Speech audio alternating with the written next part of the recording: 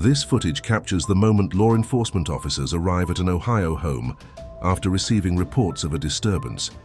They have no idea what they're walking into. A hysterical teenage girl greets them at the door. She is covered in blood and claims that an intruder has bid in the home. She's on the ground. So there's... Who is it? My mom! There's... Someone broke in the back window. All right, hold on. She's on the ground. And there's... Come on. Come on. Is she gonna be okay? Come on. I want my dad. What happened? What's going on? What's going on? We heard a bang. We heard a bang. And she told me to get out. And then I heard screaming. So I came back and she was on the ground. In the master bedroom, they find the slain body of the girl's mother. But while police search the house for evidence of an assailant, a shocking truth comes to light. The killer is the young girl herself. The case of 19-year-old Sydney Powell, who murdered her mother in the family home in March of 2020, has divided a community. A psychiatric evaluation in the wake of the murder would conclude that she was suffering psychosis at the time of the killing. But with Sydney's history of lying and the presence of mind to stage the crime scene, many had their doubts. Was it insanity or something more sinister?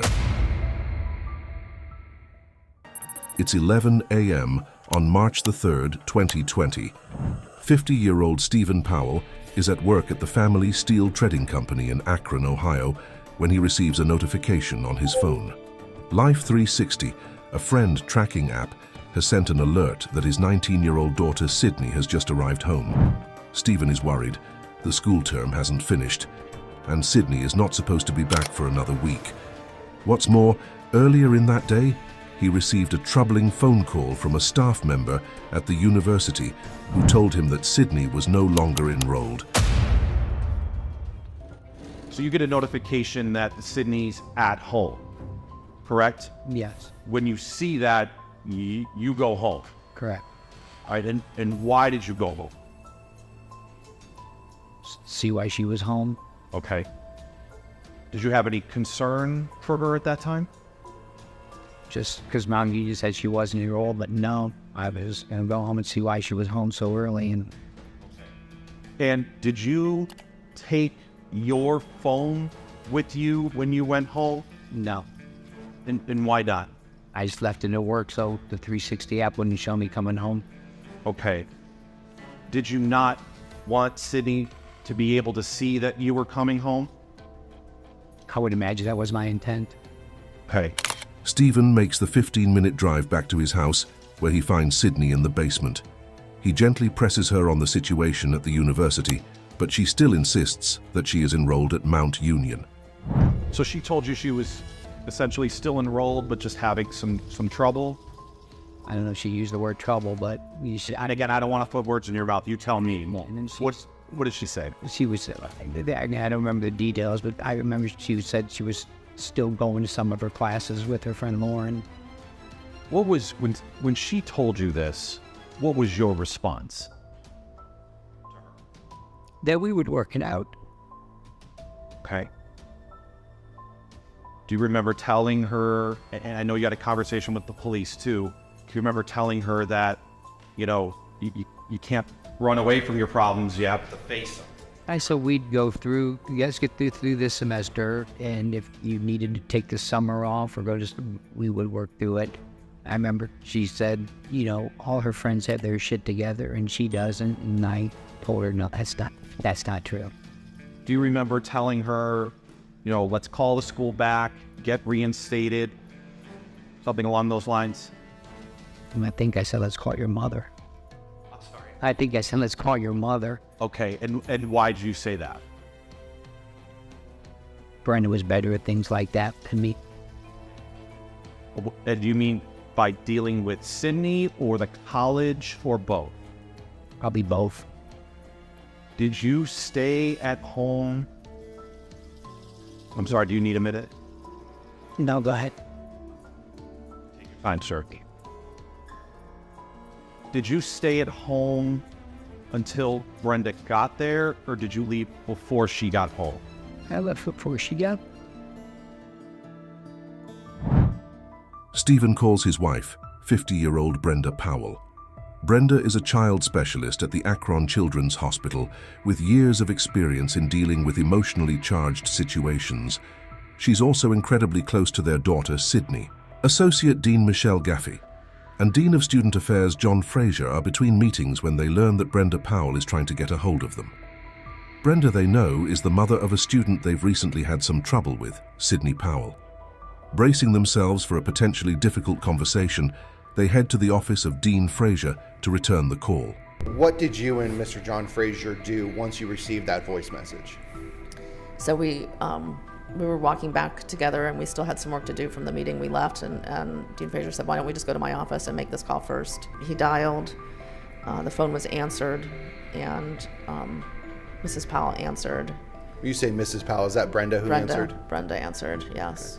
Okay. And what did you tell Brenda at that time? So Dean Fraser was speaking and simply said, Brenda, this is Dean Fraser. I'm sitting here with Michelle Gaffney, our associate dean of students. We're returning your call, and that's about as far as we got. And Miss Gaffney, what happened next? There was a very large or a very loud sort of thud sound, like a pounding or a thud, accompanied by a pretty loud scream. We're both talking into the phone, saying, you know, what's happening? Are you okay? Do you need help? What's going on? And when you say the phone cut off, did the call drop, or the was call it dropped? hung? Yeah, Okay. we lost the call. Okay. We called the number back. Brenda's number? Brenda's number that she'd left, and we called twice, and there was no answer. It rang and rang and rang, and no answer. When it went to voicemail, we hung up and we called again. The phone was answered. Okay. On the third try to the number, and Dean Fraser said something along the lines of, "Brenda, is that you? Are you there?" And the voice on the other end said, "Yes, this is Brenda." Yes, this is Brenda. Now, Miss Gaffney, did you recognize that voice on the line? Yeah. Okay. Was that Brenda Powell? It was not Brenda. Who did you recognize that voice? I was sure it was Sydney. Both Dean Fraser and I looked at each other and sort of shook our heads at each other and said, that's not Brenda. And he then said, Sydney, I think this is you. This is not Brenda. And what happened next? The phone went dead. Okay. And Miss Gaffney, what did you do next? We called the Akron police. When the police arrive at the home on Scudder Road, they are totally unprepared for what they find. She's on the ground. Who is it? My mom! There's someone broke in the back window. All right, hold on. She's on the ground. And there's Hold on. Where's your mom? Okay, no, there's so much blood. No, please! Man! She's in the coin now! No! Stop! Hold on, we gotta figure out what's going on. Come on. You just need to cooperate with me, all right? I want my dad. Huh? I want my dad. What happened? What's going on? What's going on? We heard a bang. We heard a bang. And she told me to get out. And then I heard screaming. So I came back and she was on the ground. Okay, you heard a I ran bang. out back. There was a bang. Someone broken. An officer takes Sydney outside. She tells police that she heard a bang and that her mother told her to get out, and then she heard screams. Before the police can prevent him, Sydney's dad, Stephen, rushes into the house.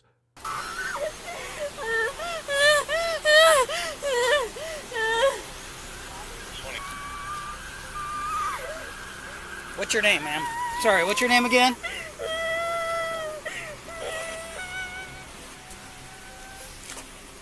She's got cuts on her hand. Okay. So. Take care of her. Dave, I think this is, are you dad? Yeah, I'm the dad. Can you stay here with them? You said your name's Sydney? Ma'am, is your name Sydney? What's your last name? Yeah, he's in Talmadge. Yes, I talked to him. What is it? Powell.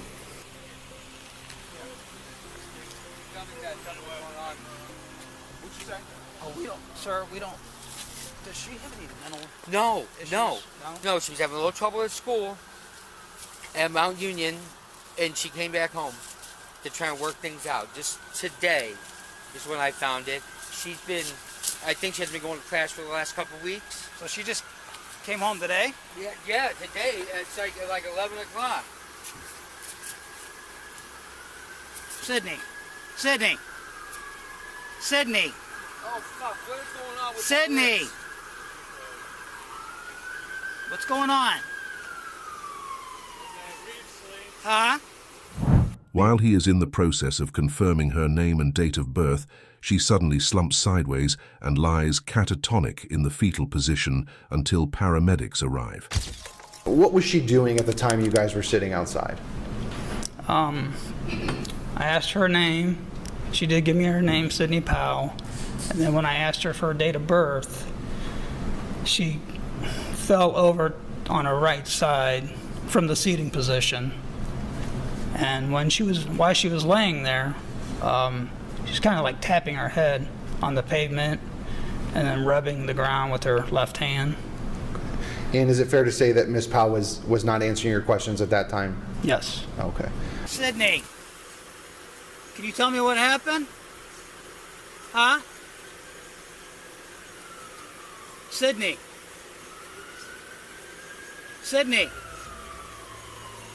Detectives later describe hearing her whispering, "Get out, get out, get out."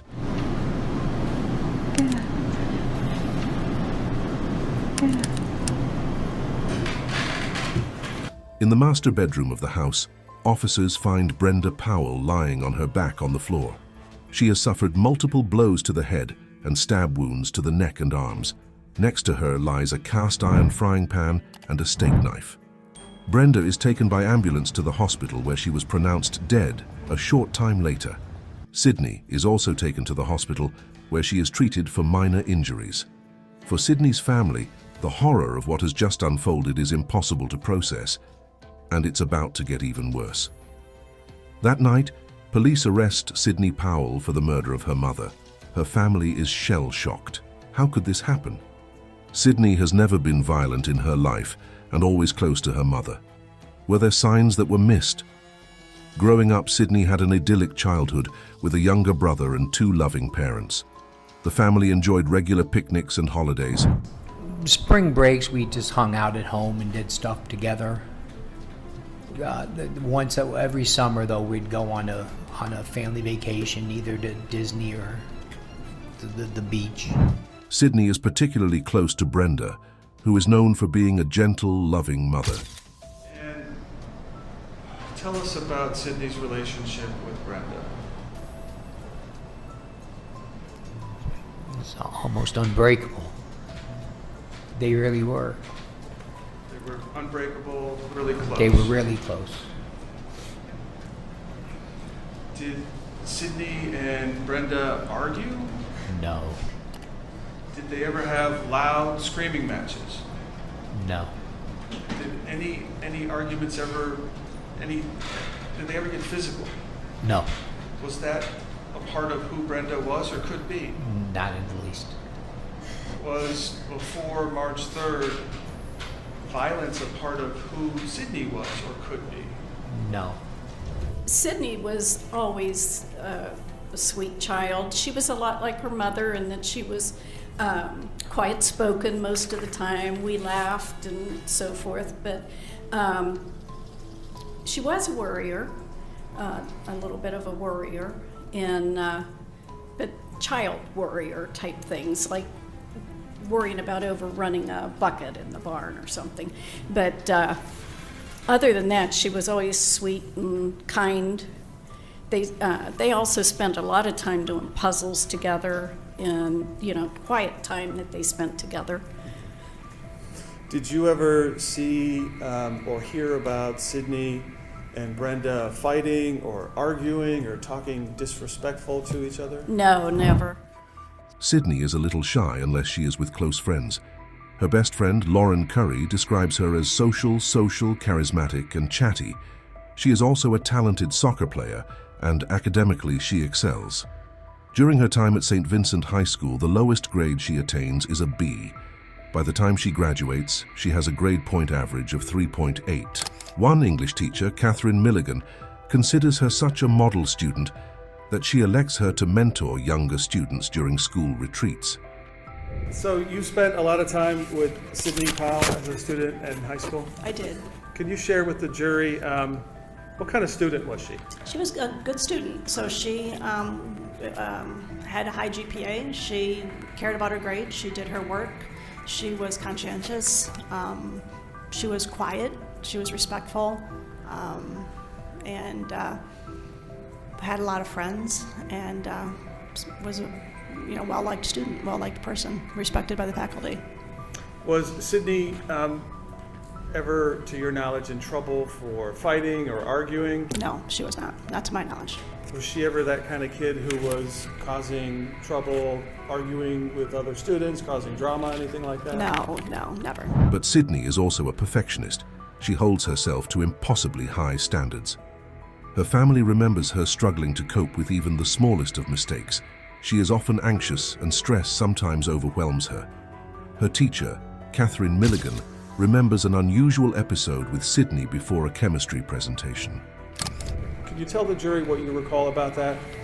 I didn't have a class, so it must have been when I had a planning period, and I was alone in my room, and the two of them came in, and Sydney was crying, and she was, I would say, distraught.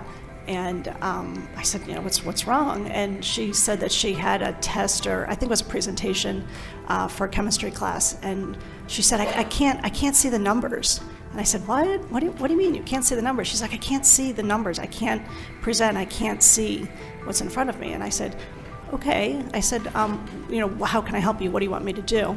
And she was really upset. She was pretty upset about it. So I said, well, what do you want me to do? Do you want to go down and talk to the teacher, or do you want me to? And she asked me to go. So I went down and I talked to her teacher, and I said, I assume she took the test on another day. I wasn't the person in charge of that test. Okay. And you've seen other students have nerves when it comes to presenting in front of a class, is that correct? I have. No one's ever told me they couldn't read the numbers, but certainly I've seen people be panicked, yes. I've never heard that somebody couldn't read the numbers. Okay, so that stood out to you a little bit. It did. Despite this, by her senior year, she is captain of the school's soccer team and on the school's honor roll list, leading to a scholarship at Mount Union University. Mount Union is a small university just an hour from Akron. Several of her closest friends plan to attend, including her best friend, Lauren. As the summer of 2018 draws to a close, her dad remembers her excitement as she prepared for college. Within months of starting at Mount Union, however, Sydney confides in a close friend that she's not coping. Back in 2018, Sydney's talking to Amanda about really not being able to go out, haven't seen you, going on that I need to talk to someone about, and I feel like you do too, so it would be great to hang out, and I miss you. Amanda says, thanks, of course I miss you too. Thank God, I've cried so much these past days, it's unbelievable. I just really need to talk things through with someone. Still, her best friend Lauren remembers spending their first summer vacation shopping at the mall and doing all of the usual things. Sydney gets a job coaching at a local kids' baseball team. Nothing seems amiss. What no one knows is that Sydney's grades have slipped dramatically over the course of her freshman year. Her GPA had slipped to just 2.2. When she returns for her second year, she is placed on academic probation for the autumn term. Her roommates notice that she is sleeping up to 16 hours a day and going out much less. When there is no improvement in her grades, the staff at the university make the difficult decision to suspend her. It is December of 2019, and Sydney is unenrolled for the spring term of her second year. Staff sent a letter confirming the suspension, which she signs and returns. But here is where things start to turn strange. Sydney tells no one of her suspension, not her friends or her parents. She returns home for the Christmas break and in January packs her bags and returns to the residential hall at Mount Union. A week into the new term, a sorority president at Mount Union approaches Michelle Gaffney, the associate dean. She tells her they have a girl attending who is not on the roster. Sydney has also been seen attending classes. I asked Sydney about, I think when she first came in, I said, Sydney, there seems to be some confusion. It seems as though you haven't moved out of your residence hall yet, from what I can tell. But you're not enrolled this semester. You're not a student here this semester. And at first she replied to me that, oh, I am, but I'm still a student here. And I said, well, you don't. Did that catch your attention? It did. And I had double checked before I called to see because I thought maybe she had appealed and I hadn't been notified that an appeal had gone through. So I checked and there was no schedule for Sydney. And I also checked at that time to make sure that she had received, with the Academic Affairs Office, to make sure she had received the letter and signed for it, in the event that maybe if she didn't get the letter, she didn't know she was suspended, and she had just come back and started going to classes thinking she was, not realizing that she was suspended, on the off chance that could happen. But I was able to verify from the Academic Affairs Office that they had received back from the post office that the letter had been signed for. So I believed that she was aware that she had been suspended. Sydney finally acknowledges that she received the suspension letter. A new deadline is fixed for her to leave the residence hall, but that deadline comes and goes, and Sydney is still living in the dorm. A second meeting is held, this time with Dean John Fraser. Sydney tells them that her parents have been having problems with her younger brother and that she didn't want to stress them. A new deadline is set for the following Wednesday, but by Friday of that week, Sydney is still showing no signs of leaving. On February 24th, security staff are called. Sydney finally agrees to move out. She tells her roommates that her parents want her to take some time off from the university. With her parents at work, she drives back to her house in Akron. Her mother, Brenda, is at work when she receives a notification from Life 360 that Sydney is home. She messages, "I just got a notification from Life 360 that you're home. Do you have afternoon classes? Is everything okay?" Sydney replies, "Nope, not this week. My teacher and her husband took this week as vacation time, so she just gave us a worksheet and some work online to do while she's gone. Plus I have my meeting anyway, so I thought I'd stop home before." In another message sent the same day, Brenda writes, "Why do I always feel like you're scamming me? Just remember that you need the grades to keep your scholarships." Sydney replied, "Yes, I know, my grades are good, thank you very much." Her parents are looking forward to her return during the spring break. On the evening of March the 3rd, over the coming week, they assume she is at college wrapping up classes for the term. In fact, she's been sleeping in motels and in her car. On the evening of March the 2nd, 2020, she returns to the residence hall and watches The Bachelor with her friends, as it has been their week routine. The next day, she drives home to Akron. She doesn't realize it, but her parents have just been on the phone with the university, and her obsessively guarded secret is about to be exposed. On March the 3rd, Stephen Powell returns to work confident that his wife will sort things out with Sydney. At 12:36 p.m., he gets a text from Brenda saying that she is home with Sydney and waiting for someone from Mount Union Student Affairs to call her back. At 12:51 p.m., just 16 minutes later, his phone rings. But it's not Brenda. It's Detective Kenneth, a longtime family friend who works for the Akron police. Detective Kenneth tells Stephen that he has just heard a radio dispatch for a welfare check. He recognized the address. It's the Powell's home. And he told you that there was an incident at your house that he heard over the radio? Yes. And is that when you, do you remember at 12:52 to 12:53 trying to call Sydney and Brenda and not getting any answer? Yes. And then at 12:54, while you were actually on the phone with Mr. Dees, that Sydney called you back? Do you remember? I don't remember. You don't remember her calling you back? No. Okay. Did you remember had that conversation with the Akron police detective? No. I remember talking to Sydney. I didn't know who initiated the call. Okay, and I apologize if that, I didn't mean to confuse you. But you had a conversation with Sydney after Mr. D's, Detective Yes. D's already called you. Yes. And that's when Sydney told you that Brenda was on the phone with Mount Union. Yes. And that's when you told Sydney that the police were on the way to the house. Yeah. Body cam footage from the responding officers captures a disheveled Sydney screaming about an intruder and trying to block them from entering the master bedroom where her mother lay dying. And let me ask you this, Officer Jackson. When you first encountered Miss Powell, can you describe to her what she was acting like, what she looked like? She was frantic, or I would say panicking. She had deep breathing, fast-paced speech. She had some blood on her sweatshirt that she was wearing. Detectives interview her that night and collate the evidence. Where the back window had been shattered outside, there is evidence of blood smears, meaning that the attack on Brenda happened prior to the window being broken. Sydney's wounds on her knuckles are consistent with her having broken the window herself. They learn about the call with Mount Union and staff overhearing the attack, and that when Stephen called Brenda, Sydney told him that everything was fine until she heard the police were on their way. One of the things specifically is when Mr. Powell told Detective Schaefer that, he made this phone call or Sydney called him, and then he said that Brenda was on the phone, and he said, well, the police are already coming, and that's when she went back to there was some intruder. So we're getting I'm trying to process all that information and focus on what we're seeing at the scene as well. And at some point in your investigation, did you also learn that Sydney had cuts to her hands?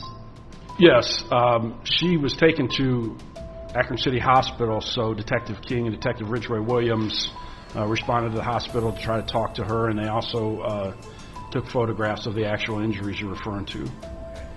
But you're familiar with those injuries? You've seen those photographs? I have.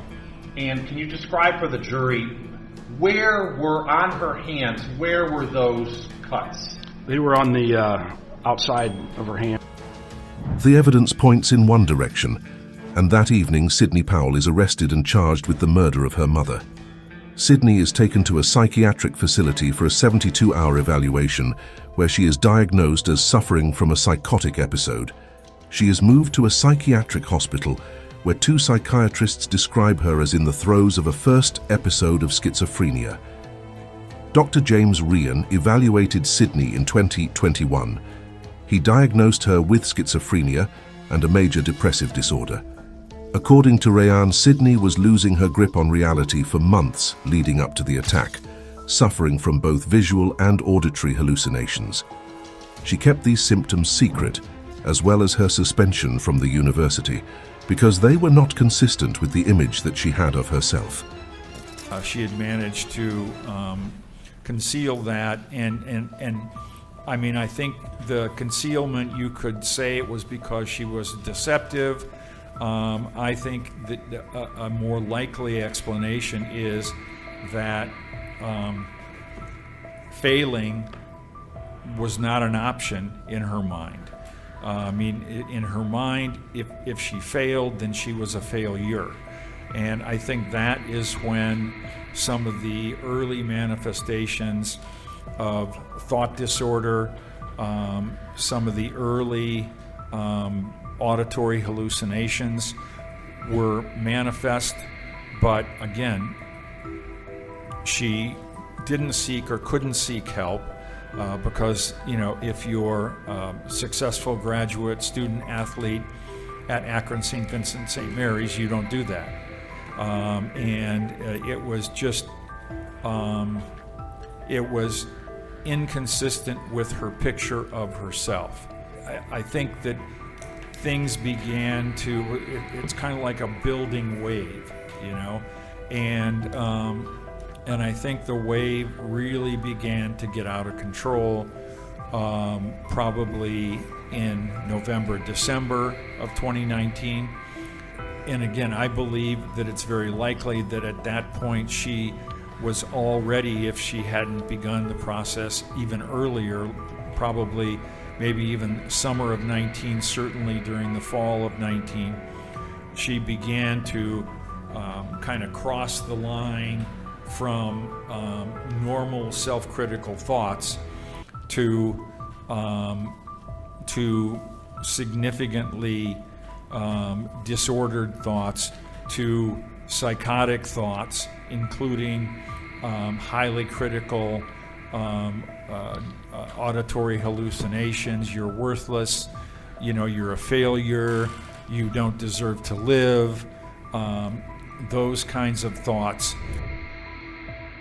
She is given antipsychotic medication and on March the 16th is put in the care of Brenda's mother, who lives on a farm. She is also placed under the supervision of a psychologist and a psychiatrist. She did have an episode apparently where she felt that she was having some symptoms again, and she reported it immediately to her therapist and was advised to, I don't know if the therapist called the doctor or if Sydney called the doctor right now, but the psychiatrist was notified immediately and he changed her medication, and that made a huge difference after that. She reported to me that her symptoms were settling down again. She wasn't hearing so many noises. And I could just tell a whole difference in her demeanor at that point, where she really was starting to be Sydney again. Okay. So Sydney has spent just about every day with you since March 16, 2022. Yes. Do you think she's faking a serious mental illness? Okay. Is she responding to changes in the medication? Yes. Several months after the murder, Sydney is assessed for brain damage and epilepsy. As a soccer player, she had suffered several concussions, 2 of which had required hospitalization. But there is no evidence of either epilepsy or brain damage, and doctors conclude that her behavior is down to schizophrenia. The state will disagree and during her 2021 trial, pursue a murder conviction. Sydney Powell's trial commences on September 7, 2023. She enters a plea of not guilty by reason of insanity. Testifying for the defense, 3 experts argue that Sydney was in the throes of a severe psychotic episode when she killed her mother. You're going to hear that Cindy was reporting before March of 2020 audio and visual hallucinations. She was hearing voices. You're not worth anything. You're worthless. People know it. You're a failure. Those were the voices. She was seeing things, cartoon figures, looking like fire was coming out of her hands. She's going to talk about these, the doctors are going to talk about, and the records are going to show these delusions of reference, meaning Sydney believed that everyone was talking about her. Dr. Ryan testifies that Sydney only remembers flashes of the attack and sitting on the couch with her mum and comforting her and going up and down the stairs of the basement wanting to get away. Her next memory was being at the hospital. The prosecution argues that while Sydney has mental health problems, she does not meet the requirements of legal insanity at the time of the crime and can cite an array of evidence supporting their case. They argue that friends have said she was behaving normally on the evening of March 2nd and that she had the clarity to lie to her parents and the university staff. The lead investigator on the case, Detective Whiten, argues that Sydney had the presence of mind to lie to her father on the phone after the murder and to stage the crime scene. She ran out of time when she learned the police were on their way, but she was lucid enough to tell the police that an intruder was to blame. Sylvia Obradovich, a psychologist for the prosecution, testifies that Sydney does not have schizophrenia, but rather a borderline personality trait, malingering, the faking of a mental illness, and an unspecified anxiety disorder. She examined nearly 10,000 pages of Sydney's cell phone records, including messages, internet and social media searches, and found them to be typically of what an 18-year-old would search, including makeup, actors, and movies. Sydney was also regularly playing in a game with her friend. Obradovich said that someone entering a psychotic episode usually becomes totally withdrawn and says and does things that don't make sense. Sydney showed no signs of losing touch with reality, and her catatonic behavior after the murder was most likely due to shock and trauma. Unfortunately, that action interrupted any of Miss Brenda Powell's future. I mentioned when I first came in this courtroom that this case is not, I don't even want to say that. This case is difficult. We're not going to hide that. It pulls on the emotions and the connections that each of us make as humans. It draws on our own experiences with struggles with mental health and relationships and those in our family. And I want to remind you that the state is aware of mental health. We acknowledge that. We acknowledge that even in Ms. Powell, anxieties and depressions and concerns have existed, that this lie was a heavy burden. But I need to remind you that mental health is not insanity. The law controls that.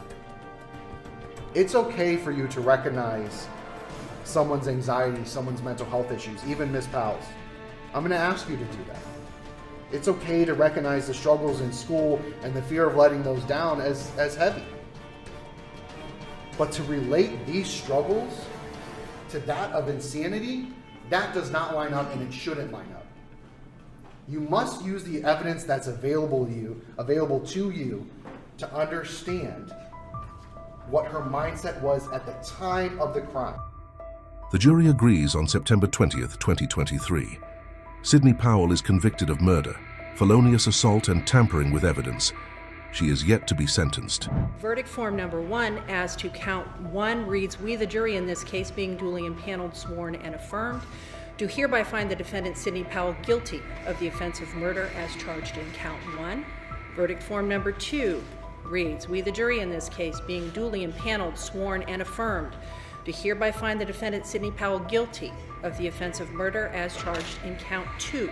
Verdict form number 3 reads, "We, the jury in this case, being duly impaneled, sworn, and affirmed, do hereby find the defendant Sydney Powell guilty of the offense of felonious assault as charged in count 3. And finally, verdict form number 4 reads, "We, the jury in this case, being duly impaneled, sworn, and affirmed, do hereby find the defendant Sydney Powell guilty of the offense of tampering with evidence as charged in count 4.